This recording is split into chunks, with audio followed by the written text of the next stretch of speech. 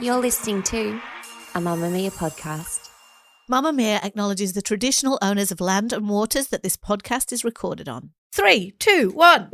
Jesus Christ. What happened? What It happened? was very quick. I've missed you. We've got to get... I wasn't ready. She counted down from 3 and she But she clapped. counted down fast. Oh, I went too fast. I wasn't took ready. everybody Keep by up. surprise. I'm out of practice. I could keep up. I'm sorry. I'm raring to go. You're the Joe Biden of Let's this go podcast again. right now.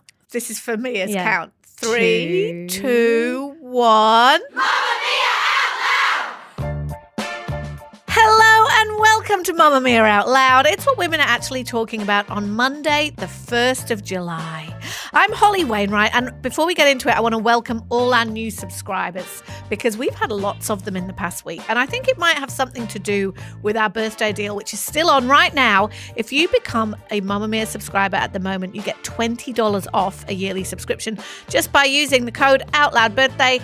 Thank you and welcome. I'm Mia Freedman. I'm Jessie Stevens. Out Louders love a deal. I love a deal. It's 'cause he lives. Okay, it's cause great time to become a subscriber. And reminder that we have hundreds, I'd say thousands, but I think that's incorrect, hundreds of backlog episodes that you can listen to that will last you for the rest of your life. If you want to go and Rest of listen your to life. subscriber episodes, there is so much for you. When too much out loud is never enough. On today's show, decoding the bin fire fever dream that is the American presidential race after Friday's debate, and why it might all be a woman's fault, of course.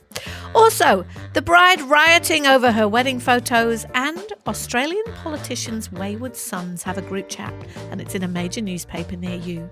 But first, Mia Freedman. In case you missed it, it's a very big time for France at the moment, particularly Paris. They've got the Olympics coming up in a few weeks. They're having an election that is not looking good for Emmanuel Macron. But the story that we're most interested in here on Out Loud is the poop protest. Here's what's happened. We're 4 weeks out from the Paris Olympics. I'm so excited about it. Parisians are planning to celebrate or protest by pooping in the Seine. The Seine is the big river that goes through the centre of Paris, and it's been illegal to swim there since 1923 due to pollution. It's not a very clean river. It's very brown. No, coloured. it's very brown. But while bidding for the Olympics, the French government said that they'd clean it up. I think the triathlon and para-triathlons are going to involve swimming in the Seine, right? Ugh. So the Prime Minister, Emmanuel Macron, he confirmed that it would cost around $2.25 billion Australian to clean the river. Parisians weren't happy about that. They said that's too expensive. And they also say we're not happy about the strain that the Games is going to put on our public transport system. People always say that, don't They're they? all leaving So apparently they for all the Olympics. organised after it was – they're such trolls. After it was cleaned for $2 billion, they all organised to protest that by pooing in it. Oh, my God. I'm mad about that. Yeah. And so now they think, because there's still E. coli detected at unacceptable levels. So what Macron said he was going to do is go for a swim in the Seine to prove how clean it was. Oh, dear. That was called off on the weekend because of the poo. And now they're thinking that maybe the triathlon will not have a swimming part. This is why we can't In the have Olympics. nice things. Mm. It would benefit all Parisians if it was cleaned up. That is a lot of money, but it's an investment. It's been 100 years since you could swim in it.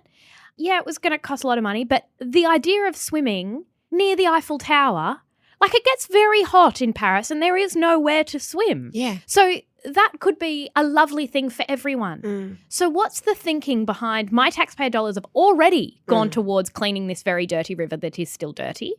I'm going to go and shit in it. This is everything wrong with humanity. People always get like this before an Olympics. I am old enough to remember, as you would be, Mia, just before the Sydney Olympics. No one was pooing in Sydney Harbour. No, but Sydney people were pissed off, right? After the Olympics, they loved it. Why But in were the- they pissed? In the lead up to the Olympics in Sydney, there was like, it's costing us too much money. There's all this money going into this that should be going into this, and this. Sydney side is saying, I'm leaving. I'm going to rent my house out. I don't want to be here. And then it happened and everyone went, oh my God, that was amazing. Everybody loved it. Best Olympics ever. Yay. It's like in the lead up to the Olympics, everyone hates it. And I heard that Paris have been trying to do it differently and like use existing infrastructure and all that kind of stuff, because that's the only way to do it well, now. the Seine would be considered Exactly. existing Yeah. infrastructure. So, I reckon that in a few weeks' time on the other side of the Olympics, all the Parisians who pooped in the Seine will be feeling a bit dirty about it. Ashamed, as they should. The 46th President of the United States, Joe Biden. Folks, how are you? And please welcome the 45th President of the United States, Donald Trump. And if I'm elected, I'm going to restore Roe v. Wade. He's willing to, as we say, rip the baby out of the womb in the 9th month and kill the baby. Nobody wants that to happen, Democrat or Republican. Nobody wants it to happen. And I'm in very good health. I just won 2 club championships, not even senior, 2 regular club championships. To do that, you have to be quite smart, and you have to be able to hit the ball a long way. And I do it. He doesn't do it. He can't hit a ball 50 yards. He challenged me to a golf match. He can't hit a ball 50 yards. We're able to make every single solitary person eligible for what I've been able to do with the with the COVID. With dealing with everything we have to do with. Look, if we finally beat Medicare, and I'm going to continue to move until we get the total ban on the total initiative relative to what we're going to do with more Border Patrol and more asylum officers. President Trump? I really don't know what he said at the end of that sentence. I don't think he knows what he said either. Most Americans, most overwhelming majority, do not want to see these two running against each other, and America's political system could not come up with a better choice than a rerun of what happened 4 years ago. On Friday, Australian time, US President Joe Biden and former US President Donald Trump engaged in their first political debate of the 2024 election campaign. With 4 months to go before Americans head to the polls, I'm spiraling. Very much. the presidential debate is meant to showcase policy ideas and each candidate's vision for their presidency. I don't know how to describe what happened last week. 81-year-old Biden was barely coherent. He lost his train of thought. His voice was quiet and hoarse, and he looked completely out of his depth. He looked terrified and he looked quite pale. He didn't look well. And in the split screen, because they had quite strict conditions, the Democrats established all the conditions for this debate, including that the other person's microphone would be switched off when each person was speaking, right? Because Trump just interrupts and takes over and won't shut up. So they did that. There was also no audience because 2 elections ago when he was debating Hillary Clinton, he would do all sorts of shenanigans. Like he brought into the audience to sit in the front row the women who had accused Bill Clinton of sexually assaulting them. The Democrats also decided they wanted it to be much earlier. There's never been a presidential debate this early. Usually within the November election, the US election's always at the same time. The debates are usually in September. I thought you meant earlier in the day because Joe Biden gets tired. Also that. But in the split screen, so they showed the face of the person who wasn't talking, and in every split screen when he wasn't speaking, Biden had his mouth sort of a little bit open and he was sort of squinting and just looking really confused. He looked like shocked or, He looked completely disoriented. didn't have energy. He looked completely out of his depth, so much so that a White House official told outlets that Biden had a cold, seemingly as a way of explaining his performance. Then there was 78-year-old Trump, a convicted felon on 34 counts, only weeks ago found guilty of a scheme to illegally influence the 2016 election through a hush money payment to a porn actor who says the two had sex. Trump was more restrained than we've seen him in the past, but he predictably routinely lied, including stating that Biden is, as you heard, willing to rip the baby out of the womb in the 9-month and kill the baby. As you heard there too, there are parts of this debate that sounded more like a bad reality TV show or a skit on Saturday Night Live than a real high-stakes political exercise. There's heaps to unpack. The general consensus, in fact, I have heard no other take other than this, is that Biden needs to step aside. Part of being the president is instilling confidence in the nation that you are fit and competent as a leader. And we know the US economy is struggling, horrific international conflicts. No one would trust Biden with that job at the moment. Mia, how do you think this left people feeling? What was the general mood. I don't think that people are shocked, but this was worst case scenario. No, people were shocked. People were shocked. So Biden had one job, and that is to disprove what people have been saying for several years now, that he's too old to run and that he's not up to it. That was his only job. So all the terms of the debate, which was set by the Democrats, were designed to help him, essentially.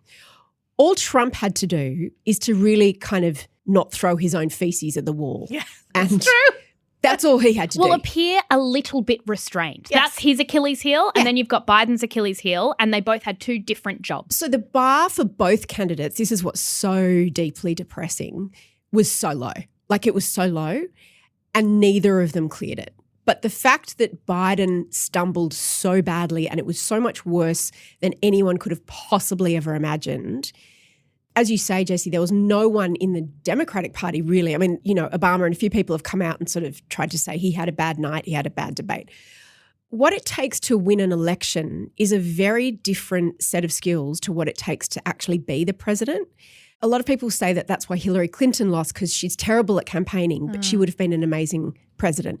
Trump is very good at campaigning. And if you say very good, means by getting a lot of attention, engaging people. Because remember, the whole thing about the American political system is because voting isn't compulsory, you have to make people so interested and so passionately for you that they will go and vote and take time out of their day, their job, their family, whatever it is, and stand in a long line and vote. They've got to vote for something or really against something. And everyone who's vaguely progressive or left-leaning was very much ready to vote against Trump. And let's face it, they probably still will be. But all of those people were swallowing what had been being fed to them for a long time, which is like, it's nonsense, all these fears about Joe, because this dialogue has been going on for a long time, as you say, Mia, but a few years. But Biden's camp and Biden's spin doctors and Biden's surrogates and everyone who was hoping that Donald Trump loses the election has been saying, no, he's great. It's okay. He's still sharp. Yeah. I just find it hard to watch. I couldn't even watch a lot of those clips because I actually feel just desperately sorry for him, even though I know it's all his fault, which we'll get to in a second. Furious. Joe Biden's fault? Yes. Okay. But you've got to remember too that was a version of Biden who had spent a week locked away in prep for that debate, right? Whereas Trump had campaigned up until the last minute. He knows exactly that this is the criticism aimed at him. And a lot of the things I've read have said the worst performance you can give in a public debate is one that confirms everybody's fears. So as you said, Mia, he had one job, which was to allay everybody's fears. And he did exactly the opposite. And it was so sad to watch because Devastating. This is a very serious time. It is always a very serious time. But this is a very serious time. These are not serious people. If we're supposed to believe what we've been being told by the Democratic side of politics for a very long time, which is that Donald Trump is an existential threat to everything, and I tend to believe in that. I think he's one of the most dangerous things about him is he stands for nothing except himself, and he will make deals with and align himself with the most dangerous people in the world if they will pump up his tires. So it is an existential threat, and yet it's just being allowed to devolve into a banter about golf. The absolute shock and horror, which quickly curdled in me to fury about a country that I don't even live in, is how could it come to this?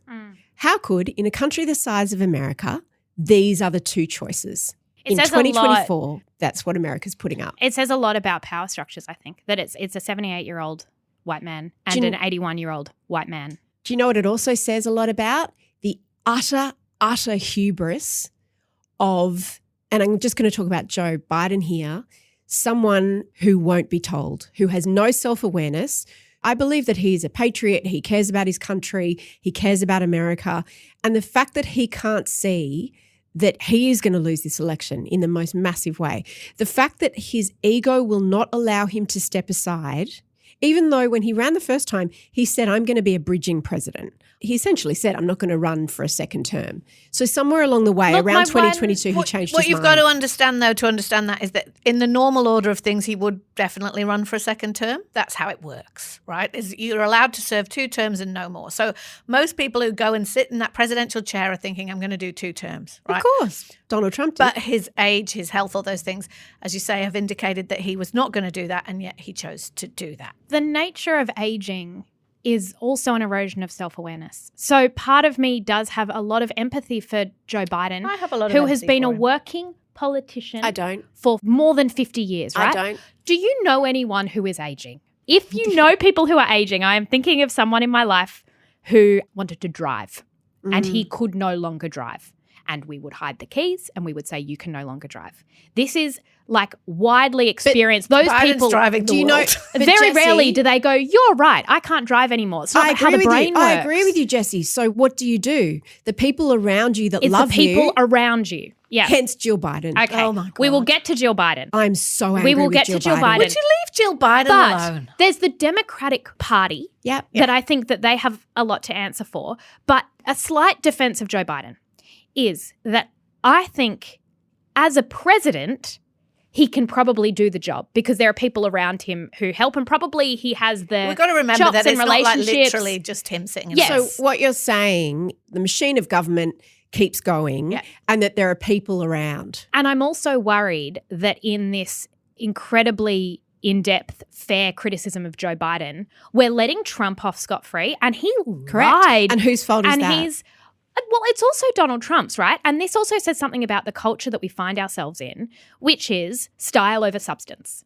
And we had someone who at least has some substance, has some chops, has made some good But if decisions. you are not agreed, the best agreed. person I know. for the job, you step aside for the good of your party, for the good of your country, for the good of democracy. This is just a Now, very I'm- complicated moment. Now, Jill Biden, go. Okay, Out Louders, we had a big fight about this because the first thing I said when we were in the planning meeting this morning was, I'm so angry at Jill Biden. Oh my and Holly gosh. said, I said, why do you always find a woman to blame for a man's problem? This is not Jill Biden's fault. This has got nothing to frickin' do with Jill Biden. There isn't a woman in the world who's been married to a man for 45 years who would not publicly defend them in that situation. What they're saying to each other right now, locked away in Camp David, and this might all change in the next 24 hours. Everybody thinks it's very unlikely, despite the unprecedented push for Biden to decide that he should step down. What she says to him in private, we have no idea.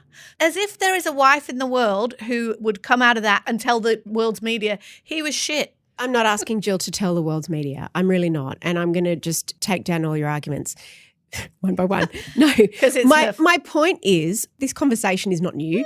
It's at boiling point now and at crisis point, panic point, but it's not new. People have been talking about this for several years. And in all the coverage about whether he would step aside or not, everybody has been unanimous in the fact that the only person who could convince him to do that is Jill Biden. That's what everybody said, right? So back to what happened on the debate. The reason I'm angry with Jill Biden is that I think Joe Biden is a good man. I honestly do. Of course he is. How could you let someone that you love go into that situation and humiliate themselves like that? And you say, well, he's got advisors. Have he's you got met this a and- man? Also, you don't control Hang on a the people second. that you love. Yes. Like, I see this playing out in much smaller ways, like Jessie's example with the car keys, all the time. Joe Biden, despite appearances, it's not like he is literally a baby. Well, after the debate, there were these watch parties and everyone knew, like everyone was panicking through the debate for the first Unprecedented panic. minutes. So everyone knew it had been a disaster. So they went into crisis mode. He appeared at some watch parties. Here's a little clip of Jill Biden introducing the crowd to Joe and welcoming Joe to this watch party. I can't thank you all enough for staying and for being here and for all your support. Joe, you did such a great job. You answered every question. You knew all the facts.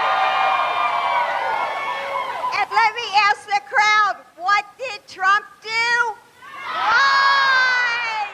Back to you saying he's not a child. That is literally how I talk to Luna when she can clap. And my Mia, point this is again, this is back to a public moment. What else is she going to do? okay, so first of all, she should have had this conversation with him a long time ago Oh because my he does listen to her. She probably is. Okay. Oh, you have no So- idea what she's saying to him. So all the coverage and the reporting I've read about it is that if she decides that he shouldn't do it, he won't do it, which is also alarming. And but that she might also very just be much gossip. believes Well, it's reported across, I mean, it could be. There's a much bigger picture here, which is that the Democrats have a big problem on their hands because if not Joe, then who, right? And the problem with that is that there is a woman standing right next to Joe Biden, who he chose to be his vice president at the last election, who is the literal choice if it's not him.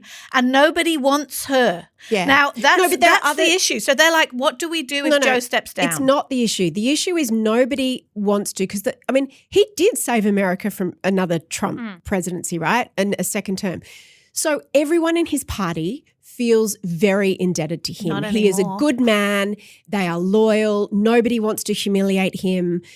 So everyone is basically not wanting to topple him because the indignity of that in a coup, it's not like in Australia where it's just like you knife your leader every few weeks. It would be a terrible, terrible thing. So it's this man's hubris and the people around him. I don't believe for a second if Jill Biden and the people around him were telling him step down, that he wouldn't step down. I just think that responsibility doesn't sit on Jill Biden's shoulders. She's the only one that doesn't work for him. So yes, it does. Oh my God. That's not true. Like, think about a CEO. I keep thinking about this as a business, right? And you have a CEO who is going out and representing your company. And let's remember that the man that we saw, Joe Biden, is like, he's sitting down with Benjamin Netanyahu about an international conflict. The stakes could not be higher. That's mortifying. Vladimir Putin, like these are really, really important diplomatic conversations that need to happen, and he's not capable of it. We all agree. Well, Trump, I don't necessarily agree that he's not capable of it. Moving on. Sometimes you have to have hard conversations with people you love. And to be clear, I blame Biden. But as you say, when you get to a certain age and you have cognitive decline, which he clearly does, the people around you sometimes have to help you see what you can. Sometimes you won't listen to them. Yes, but if this were a CEO, the business, the structure, the welfare of that business means that people inside it need to have honest conversations with the CEO about their capacity. I wouldn't put it on the CEO's wife. Of course not. To say to them, oh, you're not really being completely coherent. 100%, and you're probably not the best. But hang on a second. No, she's absolutely right. She's not, because everybody else works for him. No, but it doesn't matter. You can't say to your boss. Oh my God, Mia.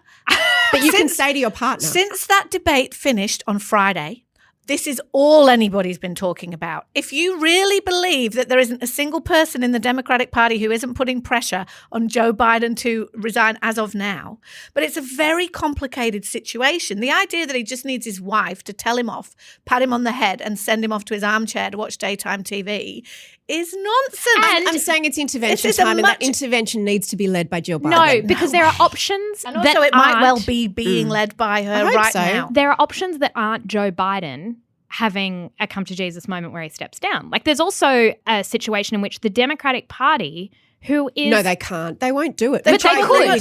They could. So let's get on to that, right? Yeah. If they did do what everybody is urging them to do right now, which is whether it's because Jill has a quiet word or whether it's because his loyal advisors go and say, which is a terrifying thing to do, because if you're one of the people who says to him, after that, mate, you have to go, you're not going to keep working for him. Correct. Because he will always remember that. The whole thing is, if they do, they are thrown into unprecedented chaos, right? What everyone's saying is the path that could happen now is that the convention, which is in August, they could choose to throw the nomination open again and reallocate it. Now, Harris is obviously, as I said before, Kamala Harris is the vice president. She is the obvious choice. And if Biden agreed to step down and endorsed her, she would be the choice.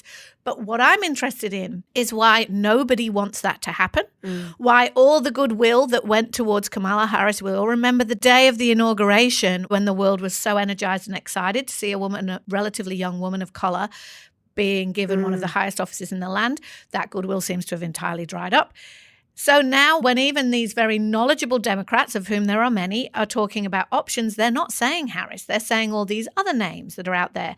And in order to get any of those people, they're people like Gavin Newsom, people like Gretchen Whitmer, they would have such a long way to get to anything like the brand recognition, plus all the money that's already been raised has been raised for Biden Harris.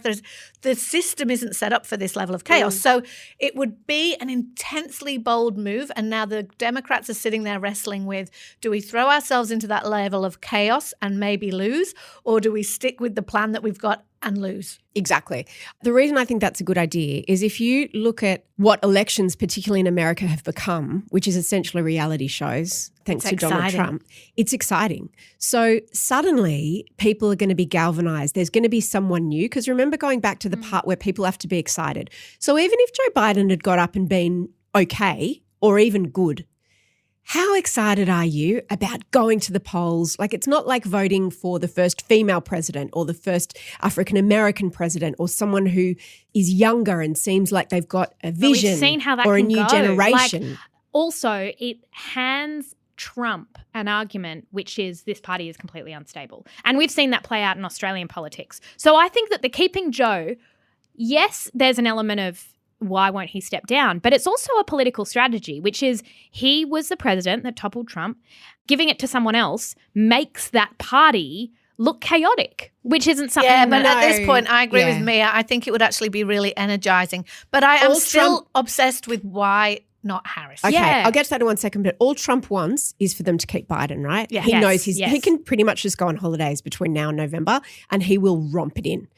You know, I've been talking to people who say they're not, you know, Democratic voters who are so angry at the fact that the system has brought us to this point and that the Democratic Party have been so lax in providing regeneration, a fresh start and thinking this through that they're saying they're not going to vote as a protest. Now, Kamala Harris, I don't know why her approval is so low and I don't know why she has such poor polling because she's been widely criticised for sort of not carving out her own role. So she's widely understood and recognised and acknowledged to have done a poor job at being vice president. Now, I can't tell you that I know what she should have done and what Joe Biden did so well apparently as vice president or Mike Pence did so well as vice president or Al Gore did so well as Bill Clinton's vice president.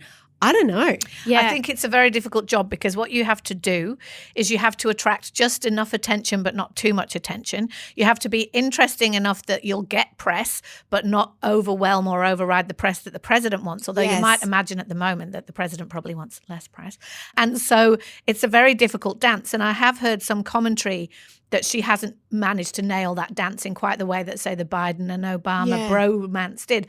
But it is also very hard to not think that it can't have anything to do with the fact that she is a woman. That's the commentary I've been reading too, is that she's a woman of colour and the Democrats are at a point now where they're like, will people not vote for her because she's a woman of colour? Maybe. Either way, if they won't vote for her, they won't vote for her. And if the future of democracy is hinging on this moment, which is incredibly depressing. And then they're saying that presents the Democrats with a very difficult problem because they have to go around Harris to get a new nominee and that's going to tear the party apart as well. So Biden has two choices really. He can just keep going and double down, which is what a lot of people think he's going to do, which is shocking.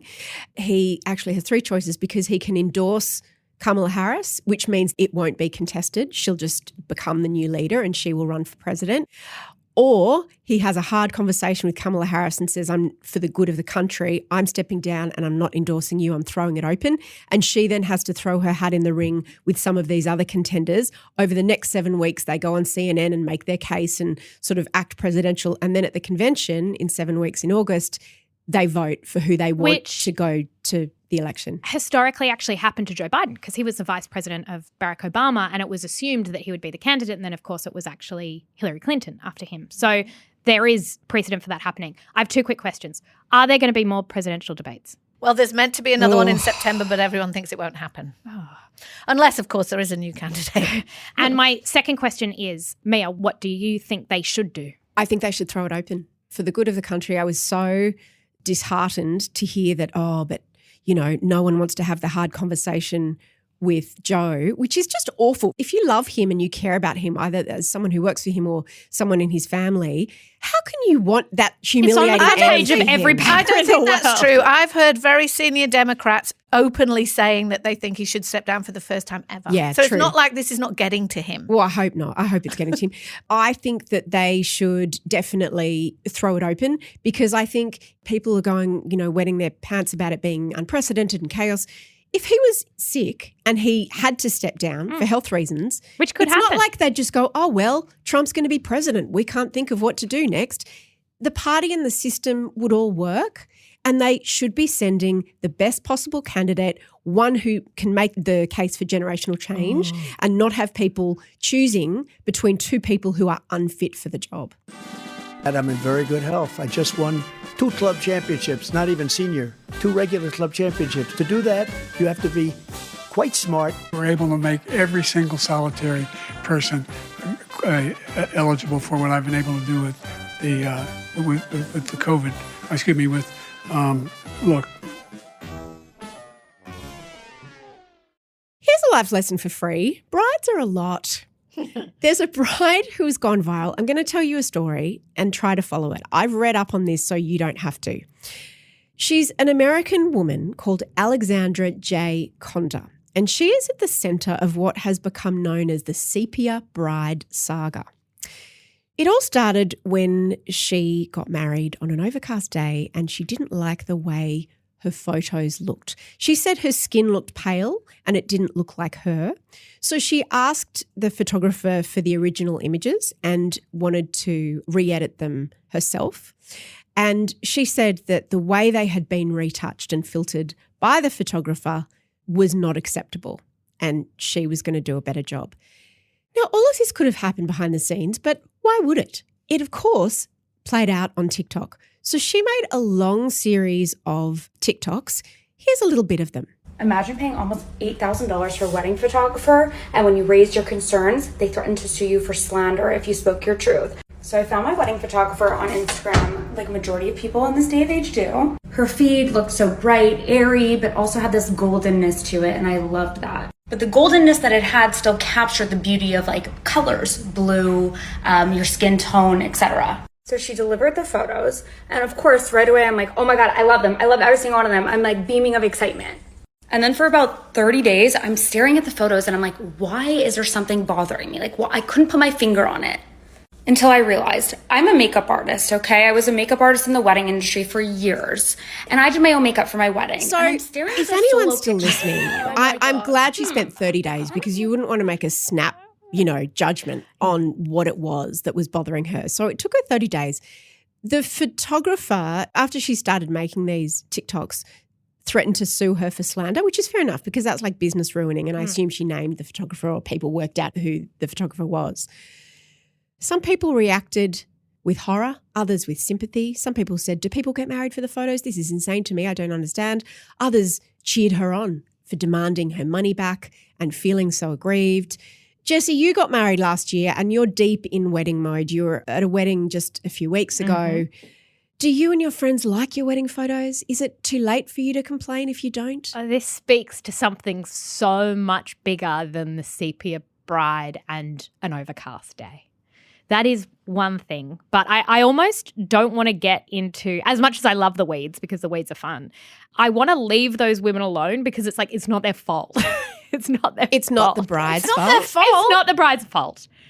This is an instance in which I'm very happy to blame a woman. No. It sounds like you're team bride, not team photographer. No. I'm also team photographer. I'm probably more team photographer than I am team bride. But she is just a product of this culture that tells us that on our wedding day, we have to look like a supermodel. And I spoke about this a bit at the time, but when I was getting married, the things that I learned about what people do in the lead up to a wedding from a 12-month, I don't even know what you'd call it, like facial program where you go and get special facial things to look pretty on your wedding day, to ridiculous diets, teeth whitening, surgery, to you've got to get your hair trial, you've got to get your makeup trial, like absolutely absurd. And then you go and spend an inordinate amount of money on a wedding dress and shoes and blah, blah, blah.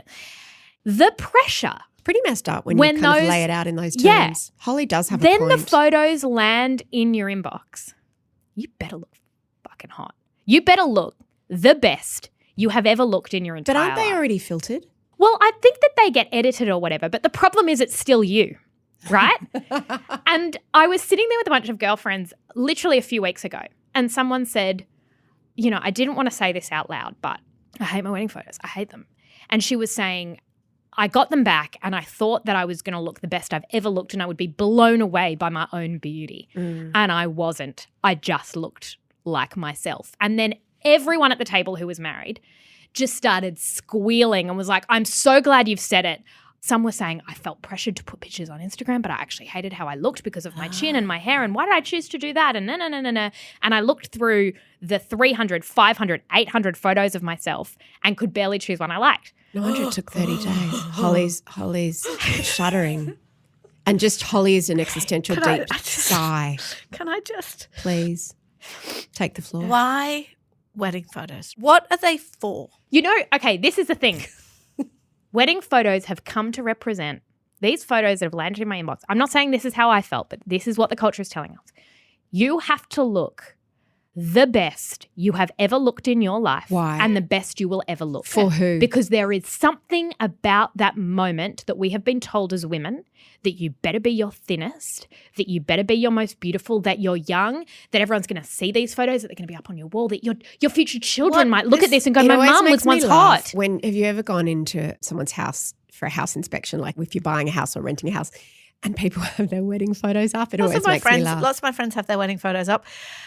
But I still don't understand, right? Because it's a big beauty standard to judge yourself with for the rest of your life. 100%, and beat yourself with for the rest of your life, because you did, as you said, Jessie, spend a whole year preparing for those photos. To be clear, I did not, but many did. No, sorry, you didn't. And you were heavily pregnant at I was your heavily wedding. pregnant, And yes. I was there and you looked fucking gorgeous. Thank so we you. just have to put that on the table. But still, you look weren't better. really in a position where you were like, you weren't shredding for the wedding. You weren't doing all that. That was not your vibe. Why don't we do what we do at every other major milestone event that we have these days, which is you say to your mates, have at it, take 1 million pictures and put them all in a group chat, and I'll just pick the ones I like, and those will be the ones that we'll put out there, and we could all save ourselves a lot of money and angst and time, and you could still put whatever filter on them you want, print one out at one of those like Office Works things and stick it on the wall. Or put it on a mug. Do you think you can trust your friends? In all the photos, you're going to be blinking, your friend's going to look hot, and it was your wedding. There's Also, they're always drunk. some picture of you at an event that you like. Isn't there? Okay, couple of things. I don't understand. I'm not married, right? So maybe that's it. But also, when I was home recently in Britain, I found my mum and dad's wedding photos because I was going through all their pictures to make my dad's 80th photo slide. They got married in the 60s. There are 2 photos of them, black and white. Jeez, they must have had colour back then. I don't know what's going on. They're standing outside a church, smiling, snap. They're standing next to a wedding cake, smiling, snap. To me, because I love them, I love those photos. They are important to me. That's a big moment for them.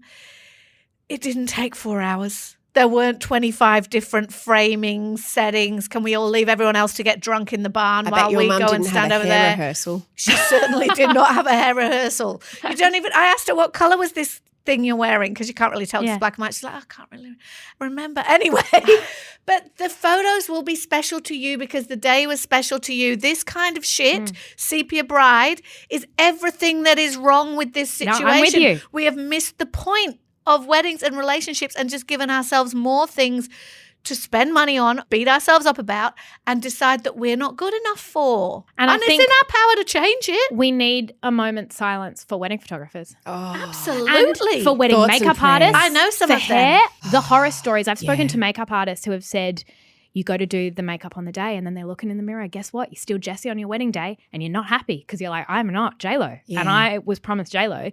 And then you've got screaming and tantrums and all that kind of stuff. And we can blame the women and, I don't endorse that kind of behaviour. But this Well, it's obviously Joe Biden's fault. this pressure is ridiculous. Mia, do you love your wedding photos? Don't have any.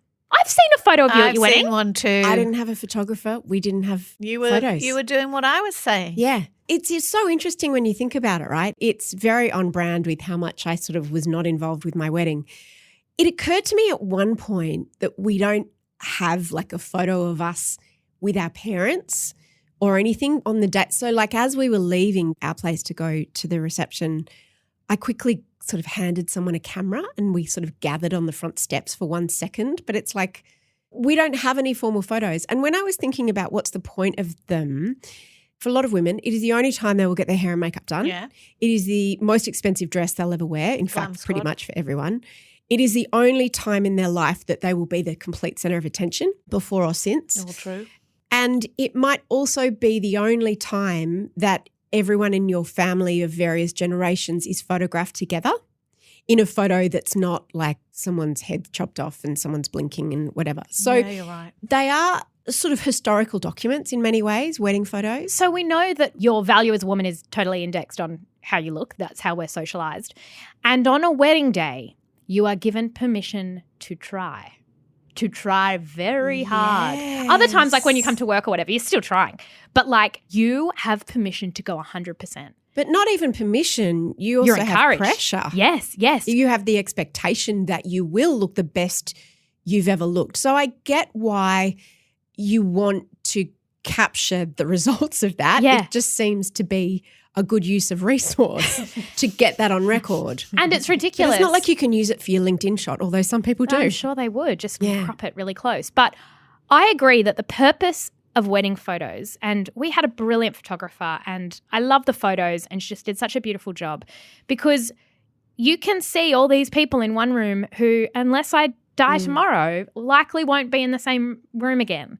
And that's really special. And even getting those photos framed and giving them to parents and grandparents and everything, like, it means a lot. To me, it's almost like it's like capturing a historical moment in a family. I didn't understand when you just said unless I die tomorrow. So you mean at a funeral? Yeah. But we don't take photos at funerals, do we? No, but I mean they won't be in the same room I agree again. with Yeah. you. And we don't. That's the other time that everyone is together and we don't take photos at funerals, not that I'm suggesting we start. So I get that. But I do think that photos have become this stand-in for so much more than just the photos. It's like it's got to capture the feeling. It's got to capture the love. It's got to capture, you've got to look the best you've ever looked. It's got to capture every joy. That's a big ask for a photographer. Oh, yeah. I reckon, though, that women need permission to go, because once you've spent all of that money, you want to have the feeling of going, these are great photos. If you are a bride who looked at your photos. What do you do with them? And No one wants to see your wedding photos. Oh, well, they can sit there. But if you look at them and you go, oh, I don't love them, you have permission not to love them. That's okay. You can move on with your life. And it's probably not the photographer's fault. Yeah. It's probably just that it was an It's just your impossible brief face. and it's Yeah. something that's just your face. It's your face doll. It's your face doll. Want unlimited Out Loud access? We drop episodes every Tuesday and Thursday exclusively for Mamamia subscribers. Follow the link in the show notes to get us in your ears 5 days a week. And a huge thank you to all our current subscribers. I was sick last week, but something that pierced my migraine headache from hell was a news story of questionable merit. Something we're not sure we should talk about at all, or anyone should talk about at all. So we're going to talk about it. We should decide during talking about it whether we ought to have talked about it. Last week you didn't. You two and Gemma took the high ground and did not discuss the brief pearl-clutching mayhem that kicked off around the photograph of the federal opposition leader's son, Tom Dutton, holding up a little clear baggie of white powder on social media with the caption, "Lil birthday treat," on his 18th birthday. Now, as every news outlet duly noted, and so are we are not suggesting that the contents of that bag are drugs. But this morning, I suggested that we should talk about this because I'm really interested in a column that was written by another politician's son who was once a teenager getting his own blasting from the media over his bad behaviour. Now, I think actually this conversation might even be relevant if your parent isn't necessarily famous or powerful, but maybe just has any kind of job in your community that comes with a bit of an expectation of a certain standard of behaviour, like a local doctor or a cop or the football coach or a school teacher, right? If everybody knows who your parents are and you get in trouble for something, it will inevitably reflect on them. And Nick Bracks is the son of Steve Bracks, who was the Labour Premier of Victoria from like 1999 till 2007, so quite a long time. He was quite famous and high profile. And in 2007, Nick Bracks had a car accident. He was driving his parents' car. It was 4 a.m. He had been drinking. And he was a P-plater and he was 20. And no one was seriously hurt in the accident, but he crashed the car into a tree and he was charged. And it was a big news story. And it was also the third public incident at the time involving him, Nick, and drink in a short space of time. So the media all went nuts for it and they were like, what's Steve Bracks going to do? And actually not that long after that, Steve Bracks did step down as Premier. Nick wrote in the 9 newspapers today about Tom Dutton. He wrote, I know exactly what it's like to go through what he's going through. It would be so confusing and difficult for him in the position that he's in, the family that he's in, and the age that he is. It's a lonely, exclusive club. So few people you can talk to who understand the experience, and there's no guidebook on how to deal with it. And it made me reflect on my reaction to the story. I have to admit that when I first saw this thing about Dutton, I felt a little like dopamine hit of satisfaction, maybe. Because I guess my personal opinion of Peter Dutton, and this is my personal opinion, is that he's not a man known for his empathy, right? He's famously hardline law and order, including when it comes to drugs. He does not support harm minimisation policies like pill testing. He has voted in favour of drug testing welfare recipients. He has criticised softening drug laws in places like the ACT. So when this story first broke, I think there were a certain amount of people like me, perhaps, who got a petty satisfaction to see that powerful people with very binary views about things also have to deal with the complexities of the people that they love behaving in ways that they publicly That's a great oppose. way of putting it. But my wiser mind knows that shaming a young man who has no say whatsoever in his father's job or his profile means that I know that really it's morally reprehensible for his picture to be splashed all over everywhere. And as Nick Brax wrote, piling guilt and shame onto young boys for decisions a lot of kids will make in their lifetimes doesn't work. When that happens, it can stick around for a long time. It bleeds into everything else in your life and you become paralyzed, worrying about being judged for anything you do and what people will think. It plays on your sense of feeling autonomous and reinforces the mindset of when I make a decision, bad things happen, and it's not how we should be conditioned. Mia, are the actions of a politician's child or the child of any prominent person any of our business? I don't know if there's a blanket answer on this. I would say no, actually. And it's interesting because some people in defending the way, and let's just go back to who is at fault here, the person who leaked that photo. Yeah. Which so is it was on obvious, Snapchat, well, it's Jill Biden. No, what an asshole of a mate. I mean, this is a problem with social media. So many people are following you, but someone knew exactly what they were doing when they snapped that and shared it. Yeah. In terms of whether the media reports on it or not is more tricky because I've heard some people say, well, when you're a politician and you use your children in campaigning, you're the one that's making them part of the conversation. And we've seen different leaders do that in the past, particularly when they're doing 60 Minutes interviews around an election campaign. Scott Morrison did it with his daughters. Tony Abbott, he would always take his 3 young daughters to campaign events, and they did that thing of when they're in the swimming pool. So if it's used as a tool to make you more palatable to the media, it could be argued that what they then do becomes a question of public interest. I went back on Peter Dutton's Instagram account because some people flashed a photo of him with his family. He has not published any photos of his family, apart from his wife, since May 26, 2022, which is when he did a media interview and they took a photo declaring himself a candidate for the leader of the Liberal Party. In the post that he didn't even mention his children or how old they were, and they didn't speak, they didn't do any media. It was just a picture of him sort of walking down the street looking at the camera with his 3 children. He's got 2 sons and a daughter, and his wife. His wife is sporadically, but in very few. I couldn't even remember what she looked like. I don't remember ever seeing her or hearing from her. I don't think he puts his family in play. He doesn't. Albo does with his fiancée Jodie, but I can't remember much about his children. Because what's different now, even compared to 2007, is social media and what can happen and the internet. Tanya Plibersek, who was in a media interview either on her own or with Peter Dutton the next day, was asked about this, and she very firmly said, I'm not going to speak about it. I'm not commenting on it. Because every single politician knows, there but for the grace of God goes my family or my brother or my kid or my uncle or my partner.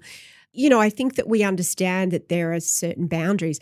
I really felt for everybody in that situation, but I particularly felt for Peter Dutton because I think that the guilt that he would feel about the scrutiny and the attention and the spotlight on his kids and on his family because of, as you say, Holly, a decision that he made would be absolutely intense. I know that I feel it with my own kids. And the question is, I mean, you brought up, and I've seen this argument a lot, he has shared photos of his family before, but, you know, I've shared a photo of my daughter before. Does that mean that everyone's entitled to see her report card one day?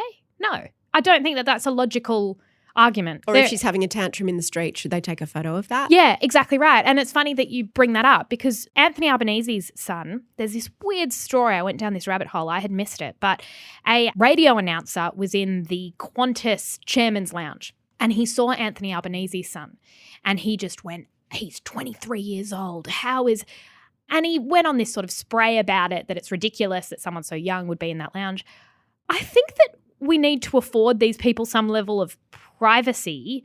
Whether or not you think you should be in that lounge feels kind of irrelevant. Like, these people, as you say, are not responsible. They didn't decide to be politicians. They're just young men or women trying to live their lives. And I felt really sad for Tom Dutton. I saw the story pop up and I didn't click and I thought, this is irrelevant. But I know what you're trying to do. And what the coverage was trying to do was, it had nothing to do with Tom Dutton. It was an attempt to shame Peter Dutton. To weaponise it against Peter Dutton. To their credit, the story died because nobody gave it oxygen. Now, the ALP could have given it oxygen. They chose not to. Pretty much no one gave it oxygen. So no one came out and went, blah, blah, blah, blah. Everyone just left it alone. A few sort of tabloid media. For like 24 hours. For about 24 hours, it was almost like, let's see if we can whip this up into a thing. And then I agree. I think it did die down really quickly, which is good. I understand the instinct to go, hypocrisy at work. Or if you feel very strongly that someone is a political enemy of yours, and I don't necessarily mean mine, but, that you will wedge your knife into any gap, any crack and go, okay, Mr. Law and Order doesn't show much empathy or sympathy for families living in difficult situations on Indigenous communities or in refugee detention centres, but now we're suddenly supposed to be empathetic to you. I understand that impulse because there's a bit of it in me, right? But I think it's one of those things that you have to hold and look at and go, no, you know what I mean? That's not where we're going here. And I think that the Brax column was really interesting because, as I say, I reckon that the pressure you'd feel not to shame and make life more complicated for your parents would be intense. Even, as I said, if it's something that's much more low-key in your community. I know that as a parent of a teenager, there is a fine line and it's complex to unpick it sometimes, whether the behaviour of your kid you're worried about for them or for you.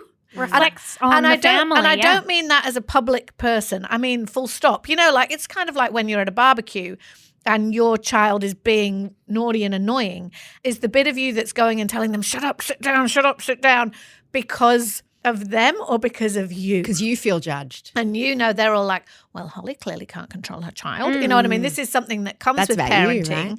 And I think that it's when it gets to more higher stakes things and the way that we all think teenagers should behave, like definitely not dabbling in drugs, being really excellent at school. They should be ducks. They should be off to university. They should be doing this. They should be doing that. And if they're not doing those things, it can be hard to unpick whether you're worried about that for them or you. And I reckon that must be magnetized by a million when you're in this field. In case you missed it, Outlouders, scroll back in your feed because there was a little treat on Saturday that you may have missed because we don't usually drop an episode.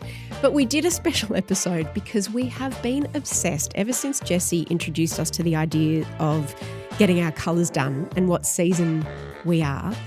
We completely have hyper-fixated on it. We got the most amazing woman called Kim, who has a business called Style Sense, to come in, do our colours and talk not just about us, but more generally about what colours suit certain seasons, how you can work it out. It's such a cracker of an episode. We'll put a link in the show notes and we'll also put a link to a quiz that you can do to find out what colour you are, what is your season. Share it. Tell us what season you are. I'm autumn, not that you asked. Holly, what are you? True spring? Light spring? Light spring. I can't remember. And I'm a light summer, I think. Light summer. True autumn. So none of us are the same. Which is great because we can swap clothes now. That's one thing that I really have You done. gave me, I got, Holly, I don't even know if you know this, I got like a bag full. Yeah. Of Stop stuff. it. Of stuff. Because me it was no like, longer your colour. because she was impulsive. I think she would want them back. But it was just like, this isn't my colour. This isn't my colour. And so now I have them and I look great in them. She does. A big thank you, Outlouders, to all of you for listening to today's show. I'm very happy to be back with you. And a big thank you to all of our team who've been putting today's show together and all our shows this week. We will be back in your ears tomorrow. Bye. Bye. you want daily Out Loud access? Why wouldn't you? We drop episodes every Tuesday and Thursday exclusively for Mamamia subscribers. Follow the link in the show notes to get us in your ears 5 days a week. And a huge thank you if you're already a subscriber.